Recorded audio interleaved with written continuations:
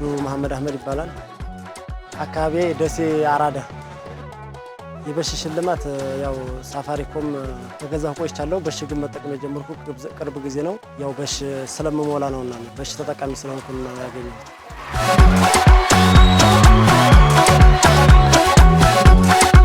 ያው አሸንፈሃል ብለው በሚነግሩኝ ሰዓት ጭራሽ ላምን አልቻልኩም። በጣም የደወለልኝንም ሰውዬ በጣም ነው ያመናጨኩትና ያው ቢሆንም ያው እውነት ለደረሰው ሰውዬ እንዲደርስ ያላቸው ትጋት በጣም ከባድ ስለሆነ ያው በሰርባቸው ምንም በላቸውም እውነት በቃ አሸናፊ ስለሆንክ ብለው ሸልመውኛል። በጣም አመሰግናለሁ።